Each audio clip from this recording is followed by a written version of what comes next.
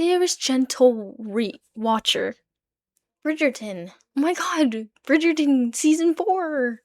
What? Let's get straight to the point. Bridgerton. Bridgerton is a show we all just love to watch, and we quite can't get enough of it because it kind of scratches a certain itch of that romantic, historic kind of vibe, and everyone just wants a little bit of it, and everyone wants to see it because there's something new and there's something for everyone. And that's what I like about Bridgerton. You can find a little bit of everything in this show when it comes to romance. Any trope, any kind of person, character, whatever, in a historic timepiece, of course. I am no Bridgerton expert. I just enjoy the show. Yeah, so season 4 came out and I thought it was pretty great, definitely better than last season. I do want to make something clear though. I don't love season 4. I think it was good and it was an upgrade. And they went back to like dumbing down the makeup and more natural looks, which I like. They made I was going to say Benjamin, but Benedict. They made Benedict a very likable lead, and Sophie is a great female lead. I think they both had their own development and plot lines that were interesting to see. Sophie was very in her ways, like, no, I don't want to be a mistress. I'm not going to go down that route. And I liked that she was staying true to herself, but you can tell that deep down, like, she really just wanted to be with Benedict. And Benedict, you can feel his internal conflict, very much so. And you can see why he led to the decision of, will you be my mistress? Because he really had no other, like, what else was he gonna do without being, like, shunned from society or whatever? Of course, he came up with the idea of moving to the countryside, yada yada, but obviously that's not how the story went down. I was gonna say, so my favorite season is season 2 with Kate and Anthony, because I just love slow burn. I love that trope, enemies to lovers. It's all in season 2, and this season was sort of slow burn, except they did kiss really quickly. Like, I want to say, well, they kissed within 2 or 3 episodes, right? Something like that. Like at the lake. No, I'm so stupid. They kiss in the first episode. Oh, by the way, like, the whole thing with like her being the girl in the silver dress, I get that Sophie wanted to stay true to herself, but I feel like I would have liked to seen that been revealed sooner. Like that she's the one in the silver dress. I love the Cinderella trope. I think that's great. When I first heard that, I was like, I love Cinderella. So hearing that she was like Cinderella with 2 evil stepsisters and the evil stepmother, I think that was great. I like the whole maid plot line side story. You get to see a different part of Bridgerton that we haven't seen before, and the whole class differences when it comes to living in that kind of society. I think that was really interesting. But back to the main duo. As much as I like the characters and their story, I think they got together too quickly. I think it could have been much more of a slow burn because of the power dynamics. Like, Benedict has all the power in the situation, right? But I think they could have leaned in more to that and have him be more resistant. Like, no, I'm not gonna fall for her. I'm not gonna do it. And they kind of gave into that quickly, but I get it. Bridgerton is a show that is supposed to be spicy. Let's put it that way. It's supposed to be spicy, so that's what people want. I like waiting a little more. That's why I like Kate and Anthony so much. They took forever for them to get together. I think I felt a disconnect between Benedict. Like I said, I like the main characters, but I didn't love them. There's only a few characters that I actually really love on the show. Kate, Anthony, Eloise, which I can't wait for her season. I am so excited for her season. I like Penelope a lot. I like the Queen, of course, and Lady Danbury is great as well. I think those are like the best characters. So when I say like there's a disconnect between like what I feel for the main couple, I'm glad they're together. Hey, they found a way, and I like that the Queen was just like, okay,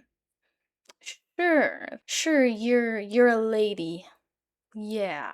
And she just kind of lets it slide. That's another highlight of the season too, like the B plot with the queen and Lady Danbury, like Danbury's just trying to move on. She wants something different for her life, and the queen won't let her. She just straight up says no, no, which is great. Like, she's a great character. And with Danbury finding Miss Mondrich, I think that's her name, and kind of being that replacement, I think that was a really good B plot. I like that a lot.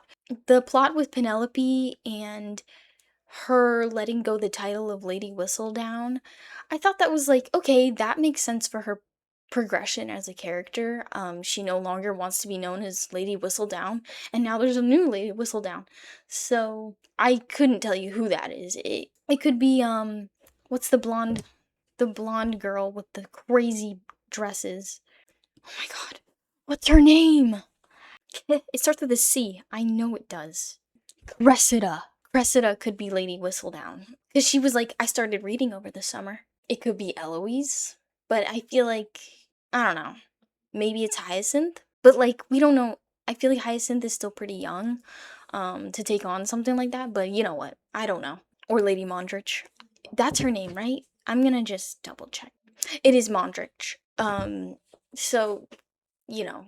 But she would be, since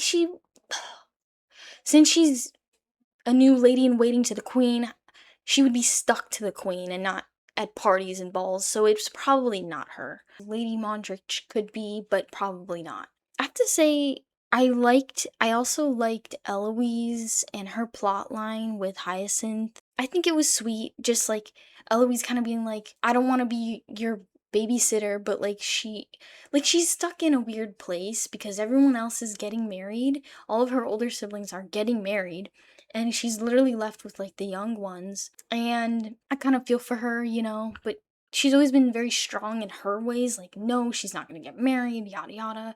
But you see her kind of change towards the end of the season, like, oh, maybe she could get married. Maybe. Speaking of siblings, Francesca. So Francesca's plotline is very hot topic in this season because, well, first of all, spoilers, Sir John dies, which is really sad. Like, it's the saddest part of the show. Like, truly it is. And I felt that all that sadness like really took away from like the main plot line with Sophie and Benedict. It kind of just took away from like what we're trying to get at. But I get that unfortunately his death kind of plays into their love story because suddenly, like, oh, it's, life is too short, right? You got to be with the people you love. And I think Sophie and Benedict kind of realize that. And suddenly it's not so like such a big deal. Sadly, of course, because John was a good character. I actually thought they were quite cute together, and a lot of people have been talking about like quiet love. Like, quiet love matters too. It doesn't have to be like, whoa, explosive and passionate. Of course it should be, but like, you know what I'm saying? Bridgerton is very much like, it should all be passionate and powerful and burning. And I think a lot of people liked that Francesca and John were a more quiet kind of couple. And I appreciated that too, because it's different from the norm in Bridgerton.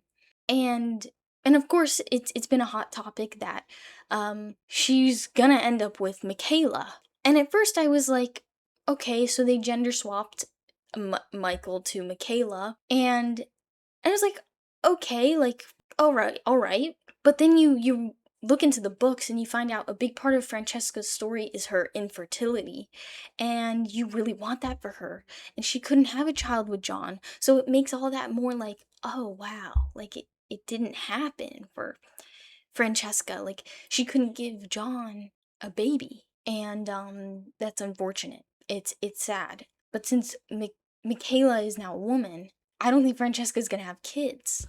I don't know what to say about that. I don't know where the story will take it. But I'm not gonna lie, Michaela has kind of won me over. I actually see she is a very charismatic person, and they do have like good chemistry. Even if they didn't become a couple, I think they actually became good friends.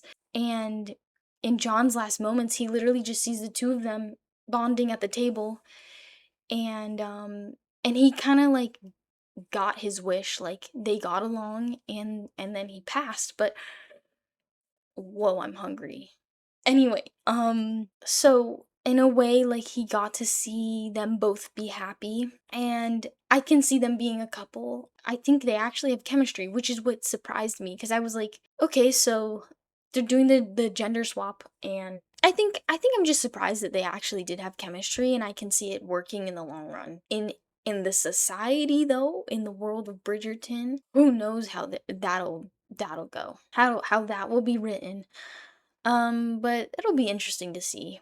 And I don't know who the next season is gonna be about, Eloise or Francesca. It's probably gonna be Eloise because I think I saw a video where someone was like, if the next season isn't about Eloise, her character is just gonna it's gonna go downhill. Like, what other plot line is there for Eloise? Other than maybe she becomes Lady Whistledown, but her character has already been dragged along so much. It's been 4 seasons. And of course, she had plot lines in the earlier seasons with Penelope and that guy Theo. A lot of people wanted her to be with him. Yeah, if I think Eloise is gonna, she kind of needs the spotlight. She kind of needs it because Francesca has kind of been a main character in season 3 and 4. So if she took a step back in season 5, I think that would work because maybe in season 5, Francesca and Michaela, like you see their friendship developing more, and that would probably work for their season eventually. So yeah, that those are my thoughts on season 4. I think it was decent. I don't have a lot of thoughts about this season to be honest, but I had some. I had some thoughts. And like and subscribe.